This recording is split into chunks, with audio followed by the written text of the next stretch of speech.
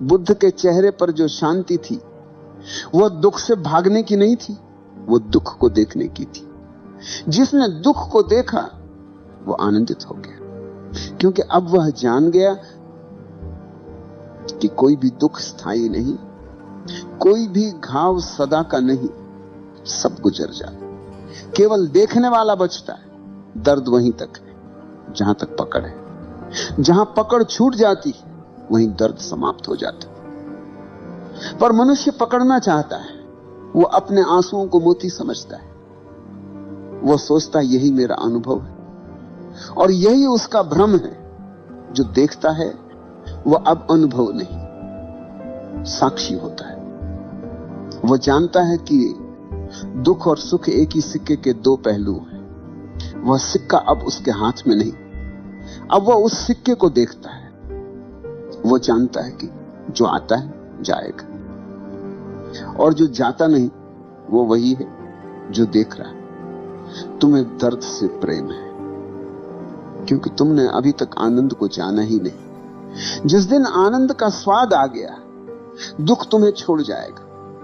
तुम्हें कुछ छोड़ना नहीं होगा, तुम उससे ऊपर उठ जाओगे।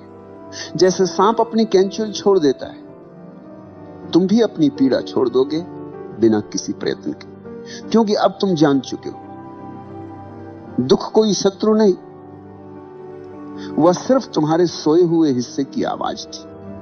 अब वो आवाज शांत है। अब जो बचा है वो मौन नहीं, जीवित मौन है, जिसमें दुख भी गायब हो गया और मैं भी। दुख को कोई मिटा नहीं सकता, क्योंकि दुख वस्तु नहीं, वो तुम्हारे देखने का तरीका है। तुम जैसे जैसे देखना सीखते हो, दुख का स्वरूप बदलता जाता है। जिसे तुम अभी तक अभिशाप मानते थे वह आशीर्वाद बन जाता है। वही कांटा फूल में बदल जाता है, और जो दर्द तुम्हें रुलाता था वो तुम्हें पिघला देता है। पिघलना ही प्रेम है। जब तुम दुख को समझ लेते हो तो तुम उसे नकारते नहीं, तुम उसे स्वीकार करते हो, और स्वीकार में ही उसका अंत है। क्योंकि जिसे तुम स्वीकार करते हो वह तुम्हारा विरोधी नहीं रह जाता। दुख केवल विरोध में जीवित रहता है। जब तुम कहते हो यह नहीं होना चाहिए, तभी वो पनपता है, और जब तुम कहते हो ठीक है यह भी जीवन है, वो अपने आप झुक जाता है। मनुष्य ने कभी दुख को नहीं जिया, उसने बस उसे नकारा है, उससे भागा है, उस पर लेप चढ़ाया है, कभी धर्म का, कभी आशा का, कभी मनोरंजन का। तुम्हारा सारा जीवन उस भागने में बर्बाद हुआ है। भागने वाला कभी मुक्त नहीं होता। मुक्त वही होता है जो ठहर सके।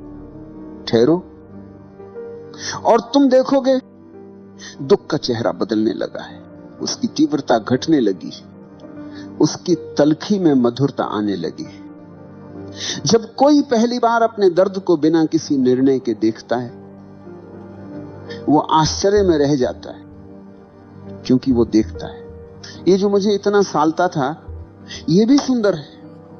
इसमें भी एक कोमलता है, एक पवित्रता है, क्योंकि ये मुझे भीतर से जागृत कर रहा था। दुख तुम्हारा शत्रु नहीं, वह तुम्हें भीतर बुलाने वाला दूत है। बुद्ध को ज्ञान सुख से नहीं मिला, सुख ने उसे सुला दिया था। ज्ञान तब आया जब उन्होंने दुख को देखा, पर उन्होंने उससे लड़ा नहीं, उन्होंने उसे समझा, और उसी समझ में वे मुक्त हुए। मुक्ति विरोध से नहीं आती, वो दृष्टि से आती है। जो व्यक्ति दुख को ध्यान की दृष्टि से देखता है वो पाता है कि दुख में भी ऊर्जा है, वही ऊर्जा जो आनंद में होती। फर्क सिर्फ दिशा का है। जब वही ऊर्जा बाहर भागती है वो पीड़ा बनती है, जब वही ऊर्जा भीतर मुड़ती है वो करुणा बनती है। करुणा वह पुल है जो दुख से आनंद को जोड़ता है। एक समय ऐसा आता है जब दुख तुम्हें दुखी नहीं करता, वो तुम्हें गहरा बना देता है। तुम्हारी आंखें नम नहीं कोमल हो जाती, तुम दूसरों के दर्द को महसूस करने लगते हो। अब तुम्हारा दुख व्यक्तिगत नहीं रहा, अब वह करुणा बन गया है। अब तुम जानते हो कि हर जीव, हर प्राणी किसी न किसी रूप में अपने ही बनाए हुए दुख में भटक रहा है, और उस समझ से तुम्हारे भीतर प्रेम जन्म लेता है। वो प्रेम कोई भावना नहीं, एक प्रकाश है। वो किसी के लिए नहीं, सभी के लिए। जो व्यक्ति दुख को समझ लेता है, उसके भीतर पहली बार मुस्कान आती है। वो मुस्कान आनंद की नहीं, समझ की होती। उस मुस्कान में कोई कारण नहीं। वो इसलिए नहीं कि अब सब अच्छा है, बल्कि इसलिए कि अब कुछ भी बुरा नहीं। जो है वही पर्याप्त है। ये रूपांतरण सहज है, तुम्हें कुछ करना नहीं पड़ता, बस देखना पड़ता है। देखते देखते एक दिन जो दर्द था वह गायब हो जाता है, और उसके पीछे जो बचता है वो मौन है। पर यह मौन मृत नहीं, जीवंत है। वह मौन जिसमें संगीत है, वो मौन जिसमें करुणा है। अब तुम्हें कुछ खोने का डर नहीं, क्योंकि अब तुम जानते हो जो खो सकता है वह कभी तुम्हारा था ही नहीं। तुम्हें कुछ पाने की आकांक्षा नहीं, क्योंकि अब तुम जानते हो जो सचमुच तुम्हारा है वो कभी खो नहीं सकता। अब तुम दर्द से नहीं भागते, अब तुम उसे पहचानते हो, और पहचानते ही वो गायब हो जाता है। जैसे अंधकार प्रकाश के आते ही मिट जाता है। अब जो बचा है वो शांति नहीं, वो संतुलन नहीं, वो जीवन है। वो जीवन जो न सुख है न दुख, वह जीवन जो साक्षी है।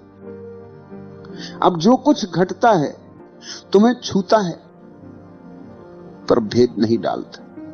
अब तुम भीतर स्थिर हो गए हो। अब दर्द का स्वाद भी आनंद में घुल गया है। बुद्ध ने कहा था, जब दुख को देखो तो समझो कि यही द्वार है। द्वार पार करने के बाद तुम्हें पता चलता है कि जिससे तुम भाग रहे थे वो तुम्हें मुक्त करने आया था। दर्द तुम्हारा शत्रु नहीं था, वो तुम्हारी परीक्षा नहीं, तुम्हारा शिक्षक था। अब जो समझ में आया है वो यही, दुख कभी था ही नहीं, वो तुम्हारी दृष्टि का भ्रम था। तुमने उसे नाम दिया, तुमने उसे पकड़ा, तुमने उसे गढ़ा। अब जब दृष्टि निर्मल है तो दुख और सुख दोनों विलीन हो गए। जो बचा है वो अनंत है। अब प्रेम है, पर वह किसी के लिए नहीं। अब आनंद है, पर उसका कोई कारण नहीं। अब मौन है, पर वो शून्य नहीं, पूर्णता है। अब कुछ कहना नहीं बचा, क्योंकि कहने को कुछ रह ही नहीं गया। जो जानना था वो जाना नहीं गया, वो प्रकट हुआ। जो ढूंढना था